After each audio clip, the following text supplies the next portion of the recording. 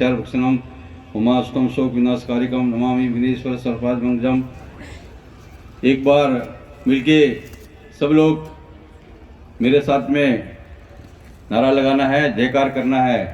बोलिए सत्य सनातन धर्म की, संत भगवान की, भगत समाज की। देखिए हमारा जो नवीन जी है और उनका पूरा टीम, जितने भी उनके कार्यकर्ता, उनके साथ जितने भी जुड़े हुए हैं, बहुत ही दिव्य प्रयास है। हमारे भारत में जो भारत भूमि है, इससे क्योंकि पूरा विश्व को हमेशा से क्यों प्रभावित रहता है कि हमारे अंदर में ऐसी व्यवस्था है। मान लीजिए कि हम लोग जब संस्कृति की और संस्कार की बात करते हैं तो विषय आता है, सबसे बड़ा विषय होता है, मान लीजिए कि ये धरती है, जमीन है, प्रकृति है, ईश्वर है। हम लोग कोई बच्चा जब इस धरती पर उसका जन्म होता है, चाहे वो लड़का हो चाहे लड़की हो, तो पहला बोला गया कि मातृ देवो भव। पहला उसका जो गुरु है, जो उसके अंदर में अपने संस्कारों को रोपित करते हैं, उसके संस्कारों को में स्थापित करते हैं, संस्कारों को, वो सबसे पहले है माँ होती है। कभी भी जो माँ है वो बच्चों का अंदर में संस्कार स्थापित करने में उसका प्रमुख भूमिका होती है। जैसे भी वो बच्चों को बनाना चाहती है वैसे वो बच्चे को बना सकते हैं। ये सबसे प्रथम। और उसके बाद में जो अनुशासन है वो भी संस्कारों का एक हिस्सा है। वो बोलेंगे पितृदेवो भव। बाद में पिताजी का नंबर आता है। हमारे बहुत सी जगह उदाहरण भी है और विषय भी आता है कि बच्चों को कभी भी जब तक 11 साल का हो जाता है तब तक उसको नहीं डांटना है, नहीं मारना है। वो जो भी तोड़ना है तोड़ो। आजकल क्या होता है कि कोई भी बच्चा छोटा होता है, उसको दो चीज जो है वो बच्चे हमेशा से रटा देते हैं। माता पिता जो है या तो बोलेंगे बेटा गंदी बात है, या बोले पुलिस वाले ले जाएंगे, या बोले साधु ले जाएंगे, डराते हैं। तो इस तरह से उसकी मानसिकता जो विकृत मानसिकता, उसका मानसिकता को विकृत मानसिकता और विकृत संस्कृति देने का जो प्रयास करते हैं, वो माँ बाप की भूमिका पहली होती है। माँ बापों के अंदर में ये हमेशा से समझना आना चाहिए कि जो आपको बच्चे को आप सिखा रहे हैं वो बच्चा नहीं सीखेगा। जो आप कर रहे हैं वो आपको देख के जल्दी करेगा, तुरंत करेगा बच्चा। तो इसीलिए आप जब अपने बच्चों को संस्कार दें, संस्कृति दें, तो वो अपने घर से शुरू होता है, अपने जन्म से शुरू होता है। कि बच्चों का जब उसके बाद में जब बच्चा विद्यालय में जाए तो बोले आचार्य देवो भव। फिर आचार्य की भूमिका आती है।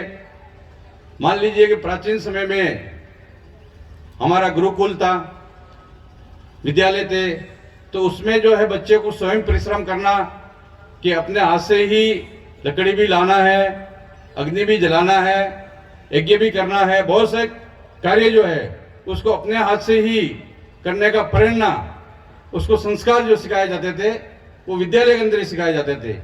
कि विद्यापीठ में वेद पढ़ने के लिए जा रहा है बच्चा, कर्मकांड जो भी अपना विषय है वो पहले विद्यालयों में उसको पूर्ण रूप से ट्रेनिंग दिया जाता था।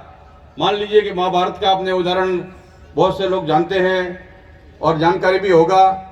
तो वो गुरुकुल में कुछ सीख के आए बच्चे और कैसे शक्तिशाली बने।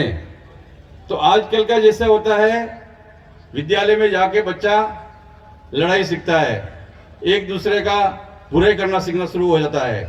तो ये कहीं न कहीं जो है हमारे आचार्यों में भी, जो शिक्षक पढ़ा रहे हैं, जो गुरु लोग पढ़ा रहे हैं, जो मास्टर पढ़ा रहे हैं, उनके अंदर भी कुछ कमी है। और ये भी उस कमी को भी हमने जो है वो दूर करने का एक प्रयास होना चाहिए। अपने संपूर्ण जीवन में बहुत से बच्चे हैं वो जो स्कूल में सीखते हैं उसका आगे जाके उदाहरण देते हैं। ये विषय नहीं है कि कितना पढ़ा या ज़्यादा पढ़ा या नहीं पढ़ा, बहुत से कम पढ़े लिखे भी बहुत बड़े उद्योगपति बन जाते हैं, बहुत बड़े व्यापारी बन जाते हैं। तो ये विषय नहीं है, परंतु इसमें अच्छे संस्कार आचार्यों द्वारा प्राप्त हो और उसके बाद में बोलते हैं गुरुदेवो भव। फिर हमारे साधु संतों का, महात्माओं का भूमिका तय होता है। महात्मा लोग तो देखिए आज भी जो है अपने प्रयासों में वो जो प्रयासरत है। आज हमारे नवीन जी महाराज धर्माचार्य जी ने एक सुंदर प्रयास करके संस्कृति और संस्कार,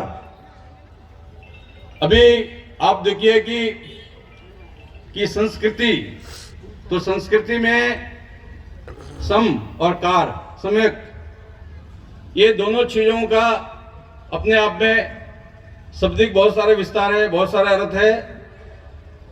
हम कभी भी किसी का उदाहरण देकर किसी धर्म का, किसी संप्रदाय का आलोचना करके कभी भी आगे नहीं बढ़ सकते। हमारा ऐसा संस्कृति इतनी महान है, इतनी प्राचीन है। मैं ये नहीं बोलूंगा कि 5000 10,000, मैं ये बोलूंगा करोड़ों साल पहले से ही कि भगवान ने जब जो है अर्जुन ने पूछा था भगवान से कि जी महाराज मेरा जन्म हुआ अभी और आपका जन्म, बोले मोहन से जीव लोग जीव भूता सनातना। ये जो है कितने जन्म तेरे भी हो चुके हैं, मेरे भी हो चुके हैं, परंतु क्या है कि तुझे इस जन्म के बारे में भी कुछ पता नहीं है और मैं 150 वर्षों से, 150 जन्मों से एक एक घटना जो है मुझे ज्ञात है, भगवान कृष्ण जी कहते हैं। तो ये हम लोग सत्य सनातन से जुड़े हुए हैं, ये हमारे अंदर में संस्कार है। और संस्कार आने के बाद में व्यक्ति को जो है उसका जीवन एक ऐसा होना चाहिए कि सभी के लिए, हम लोग अपने लिए नहीं, सभी लोगों के लिए, विशेष रूप से कि हमारे जो है हमारे साथ में आए या हमारे पास में आए तो वो हमारे से कुछ न कुछ प्राप्त करके जाए। हमारा ऐसा मान संस्कार है, मान हमारी संस्कृति है, जिससे कि हम बहुत कुछ पूरा विश्व को दे सकते हैं। इसीलिए बहुत से लोग बोलते हैं कि भाई अभी जो है भारत विश्व गुरु की ओर बढ़ रहा है। वो बढ़ता नहीं है कभी भी, वो हमेशा ही रहता है, वो हमेशा भारत रहेगा, वो विश्व गुरु के स्थान पर ही है और वो हमेशा ही रहेगा। वो ऐसा नहीं है कि भाई बढ़ रहा है या था या रहेगा, ये हमेशा से रहता है। आदि अनादि काल से भी बहुत से लोग जो है विश्व में किसी भी देश में रहते हो, उनका 3 पीढ़ी 4 पीढ़ी भी हुआ। भारत में जब वो हवाई जहाज से आके भारत की भूमि पर उतरते हैं, भारत की भूमि को चमन करते हैं, उनको छूते हैं और उनका पैर इधर पर उसको करंट आ जाता है कि मैं भारतीय मूल का आदमी हूँ, और उसके अंदर अपने आप ही संस्कार रोपित हो जाते हैं, अपने आप वो रोमांचित हो जाता है। तो ऐसे हमारे यहाँ पर हर जगह पर आप देखिए, भारत के किसी भी गांव में जाओ, वो हर एक गांव की एक कहानी है, एक कथा है, एक संस्कृति है। हर एक गांव की, हर एक किसी भी तीर्थ स्थान में जाओ तो वहाँ भी आपको आनंद की प्राप्ति होगी। किसी भी नदी के स्थान पर जाओ, कहीं न कहीं, तो भारत तो क्या है, भूमि देव भूमि है, देवताओं की भूमि है, संस्कारों की भूमि है, संस्कृति की भूमि है। और ये विशेष रूप से किसी से भी सीखने का जरूरत नहीं है हमें। हमारा पहले से ही सब चीज तय हो चुका है और हमारा माँ बापों को ऐसा व्यवस्था, हमारे वैदिक सनातन हिंदू धर्म में ऐसी व्यवस्था है कि परंपराओं से भी हम लोग हमेशा से, बहुत से लोग इसे बोलते रहते हैं भाई कि शब्दों के ऊपर ऐसा होता है कि बहुत लोग बहुत सी चीज़ों को लेकर, बहुत से शब्दों को लेकर भी लोग मजाक उड़ाते हैं। जैसे मान लीजिए कोई हिंदू, तो आपको बोलूं कि हिंदू जो है वो कहीं से आया नहीं, वो भी हमारा सनातन संस्कृति का ही स्वरूप है। जैसे हम लोग प्राचीन बोलते हैं कि सरस्वती नदी को सबसे पुरानी बोला जाता है। सरस्वती नदी के किनारे में आज भी आप राजस्थान जाएंगे, बारबेड़ वगैरह है, जैसलमेर है, वहाँ पर क्या होता है कि वो स जो होता है उसको खा जाते हैं, स को ह में उच्चारण करते हैं। जैसे आप बोलोगे साबुन तो वो बोलेंगे हाबुन, आप बोलोगे सड़क वो बोले हड़क, है ना जी। तो ऐसे ही आप बोलोगे सिंधु वो बोलेंगे हिंदू। तो ये हिंदू जो है इस संस्कृति के उसके जो किनारे में बसने वाले लोग हैं, वो जो है आदिकाल से ही उसके किनारे वाले वो हिंदू कहलाए। तो बहुत सी चीज़ों को लेकर जो ज्ञान नहीं होता है, किसी चीज़ की जानकारी नहीं होता है, तो उसके लिए बहुत सारी व्यंग्यात्मक बातें भी होती है। परंतु हमें कभी भी भयभीत होने का जरूरत नहीं है। हमारे अंदर में इतने संस्कार और इतनी संस्कृति मजबूती है कि 700 साल मुगलों का राज, 200 साल अंग्रेज, 1000 गुलामी रहने के बाद, 1000 साल गुलाम रहने के बाद भी आज भी पूरा देश के अंदर में हम लोग बहुसंख्यक है।